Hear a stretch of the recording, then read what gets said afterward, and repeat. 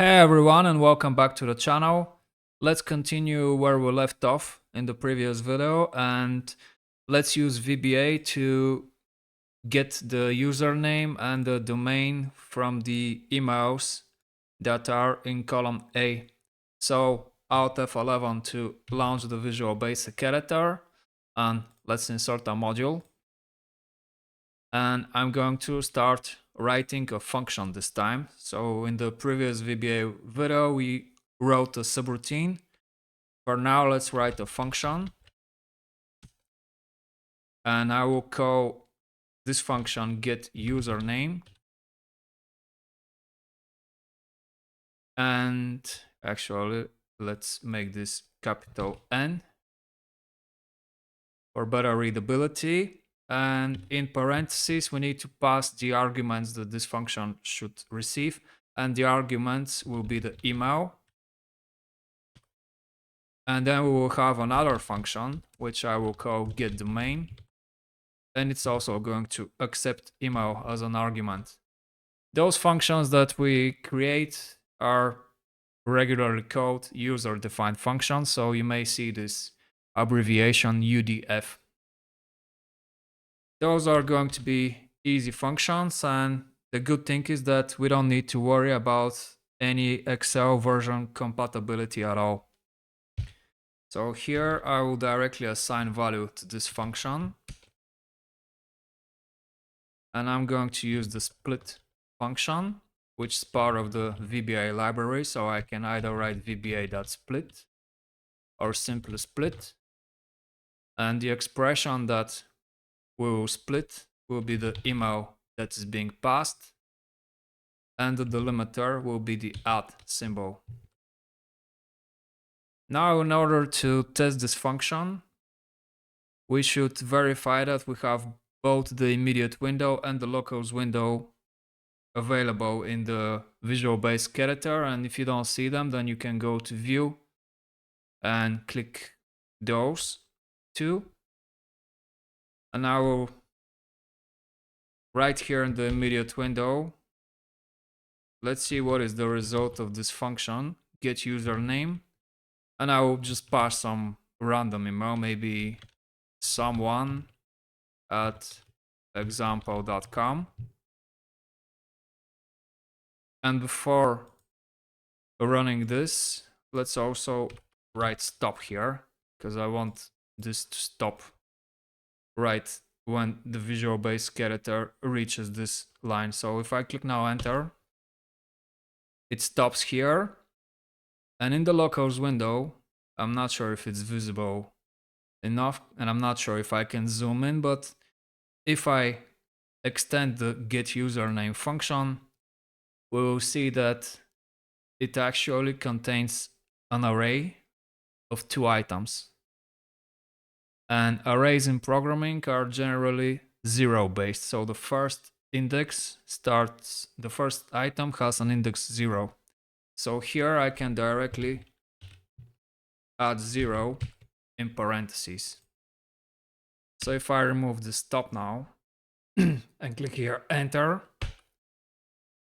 it immediately returns someone. And let's do exactly the same with the domain. So I can copy this line, because programming above all is simply copying pasting.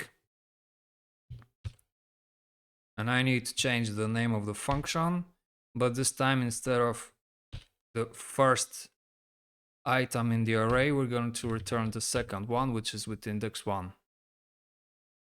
And if I test this function also, I can write here get domain, and this time write someone else at example dot, this time let's write .net, and it returns example.net.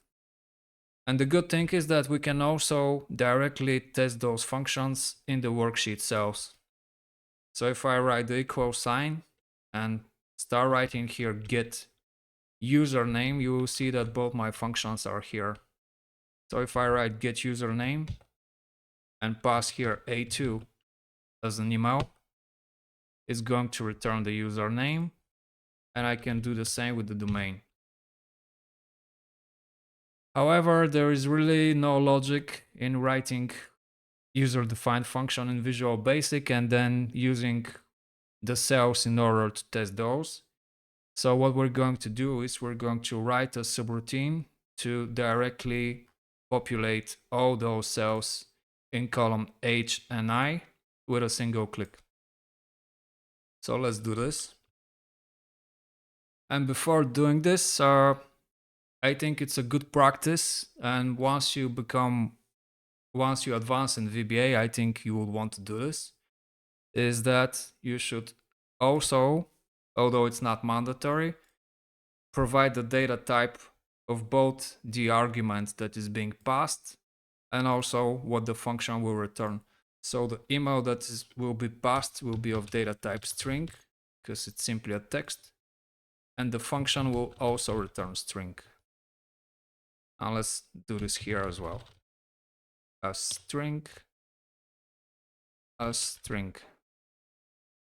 And now let's simply write a subroutine, which I will call split emails.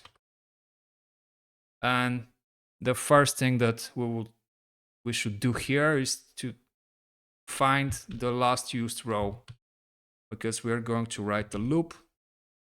So I will declare a variable last row as long, and I will also need a variable to count in that loop, which I will call I as long.